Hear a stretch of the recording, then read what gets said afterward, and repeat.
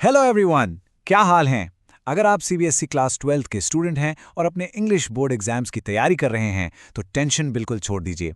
आज हम कल की एक बहुत ही ब्रिलियंट, डार्क और highly satirical story the tiger king का एकदम डिटेल्ड एनालिसिस करने वाले हैं। अपने नोटबुक्स निकाल लीजिए क्योंकि इस एक्सप्लेनर में हम वो सारे की पॉइंट्स कवर करेंगे जो आपके लॉन्ग और शॉर्ट आंसर क्वेश्चंस के लिए एब्सोल्युटली क्रूशियल है। तो चलिए प्रतिबंधपुरम की इस एक्सेंट्रिक और फियर्सली फनी दुनिया में सीधे डाइव इन करते हैं। Okay, let's look at our road map जो आपके एग्जाम के लिए एक परफेक्ट रिवीजन इंडेक्स की तरह काम करेगा। First, the prophecy and power. Second, the obsessive tiger Hunt. उसके बाद द आयरॉनिक डाउनफॉल।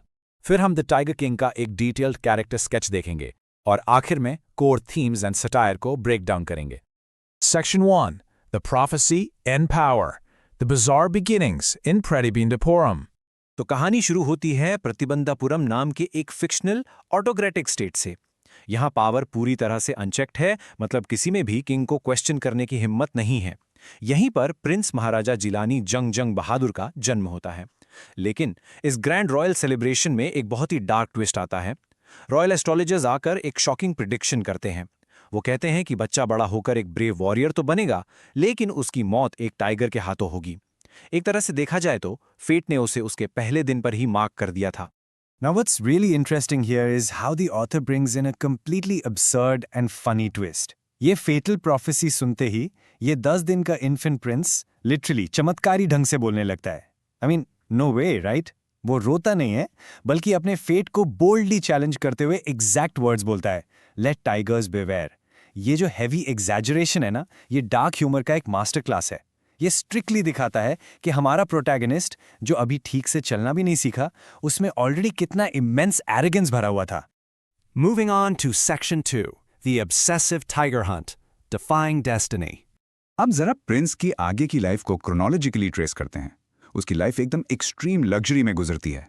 एक मिरेकल बेबी जो 10 दिन की एज में बोलने लगा था, जब वो 20 साल का होता है तो उसे महाराजा का क्राउन पहना दिया जाता है। और क्राउन पहनते ही वो इन एस्ट्रोलॉजर्स को गलत प्रूफ करने के लिए अपनी रिलेंटलेस टाइगर हंटिंग शुरू कर देता है।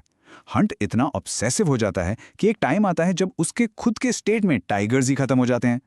तो वो क्या करता है? वो लिटरली एक नेबरिंग स्टेट की प्रिंसेस से सिर्फ और सिर्फ इसलिए शादी करता है क्योंकि वहां टाइगर्स की पॉपुलेशन मैसिव थी। मतलब उसने मैरिज जैसे सेक्रेट इंस्टीट्यूशन को भी बस अपनी इस ऑब्सेशन को फीड करने के लिए यूज किया। ध्यान दीजिएगा, अगर बोर्ड एग्जाम्स में अब्यूज ऑफ पावर पर कोई लॉन्ग आंसर क्वेश्चन आता है तो किंग के ये कुछ एक्सट्रीम एक्शंस आपका एग्जैक्ट आंसर की हैं। अपने सेल्फिश गोल के लिए किंग ने पूरे स्टेट में किसी और के लिए टाइगर हंटिंग कंप्लीटली बैन कर दी। उसने यहां तक थ्रेटन किया कि अगर किसी ने एक टाइगर की तरफ पत्थर भी फेंका तो उसकी सारी वेल्थ कॉन्फिस्केट कर ली जाएगी। एक बार एक हाई रैंकिंग ब्रिटिश ऑफिसर आया जिससे टाइगर हंट का शौक था, तो किंग ने उसे भी साफ मना कर दिया। जब ब्रिटिश ऑफिसर गुस्सा हुआ तो अपना थ्रोन बचाने के लिए किंग ने उस ऑफिसर की वाइफ को 50 एक्सपेंसिव डायमंड रिंग्स ब्राइब के तौर पर भेज दी।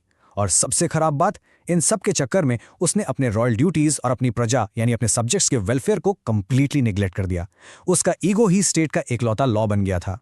और फिर आता है ये एकदम फ्रस्ट्रेटिंग नंबर 99। महाराजा इजीली 99 टाइगर्स को हंट करके मार देता है, लेकिन वो आखिरी द 100th टाइगर जो फाइनली उसे इस प्रोफेसी से हमेशा के लिए आजाद करेगा, वो कहीं मिल ही नहीं रहा था।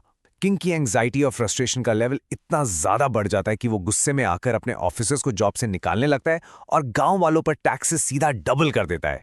Section 3. The Ironic Downfall. The Fate of the 100 Tiger. ये जो क्लाइमैक्स है ये किसी डार्क कॉमेडी से कम नहीं है। होता क्या है, किंग का टेरिफाइड चीफ मिनिस्टर यानी देवान इतना डर जाता है कि अगर किंग को 100 टाइगर नहीं मिला तो पक्का उसकी खुद की जॉब और लाइफ चली जाएगी। तो वो चुपचाप एक बहुत ही कमज़ोर बूढ़ा कैप्टिव टाइगर फॉरेस्ट में प्लांट कर देता है। किंग आता है, एम करता है, शूट करता है और ग्रैंडली सेलिब्रेट करने लगता है। लेकिन कैच ये है कि बुलेट एक्चुअल में मिस हो जाती है। वो बेचारा बूढ़ा टाइगर सिर्फ बुलेट की तेज आवाज़ के शॉक से बेहोश होकर गिर जाता है। जब मिनियंस और बाकी हंटर्स चेक करने जाते हैं और देखते हैं कि टाइगर एक्चुअली जिंदा है, तो वो किंग के रैथ से इतना डरते हैं कि वो चुपचाप खुद ही उस टाइगर को मार देते हैं। तो एसेंशियली किंग का जो ग्रैंड क्लाइमैक्स था, उसकी डेस्टिनी के ऊपर वो सपोज्ड विक्ट्री एक कंप्लीट फेक निकलती है। ये पूरा इंसिडेंट हमें दिखाता है कि दीवान और बाकी कोर्टियर्स कितने टेरिफाइड थे। ये स्टोरी के एक massive theme the culture of blind obedience को परफेक्ट तरीके से हाईलाइट करता है। किंग के आसपास के लोग, उसके मिनिस्टर्स, उसके हंटर्स, सबके सब एब्सोल्यूट साइकोफैंस हैं, यानी यस मैन। वो सच बोलने से इतना डरते थे कि उन्होंने किंग के डिल्यूजन्स को पूरी तरह एनेबल किया, सिर्फ और सिर्फ अपनी खुद की जॉब और अपनी जान बचाने के लिए। उनमें से किसी ने आकर नहीं कहा कि सर आपने एक्चुअली 100th टाइगर को मिस कर दिया है।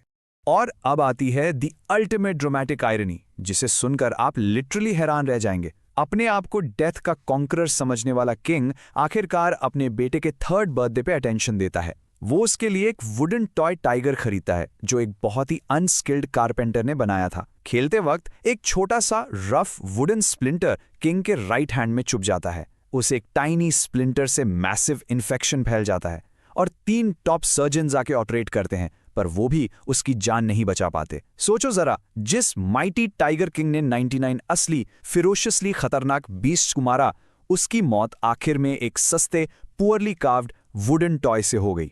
Irony at its finest. Section 4. Character Sketch, Tiger King. Analyzing the protagonist.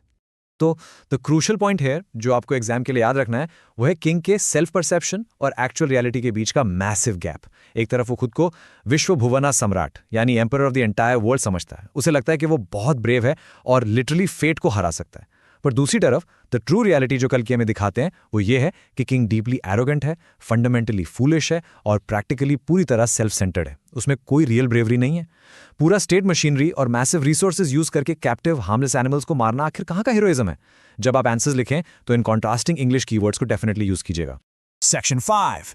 Core themes and satire. What Kalki wants us to learn.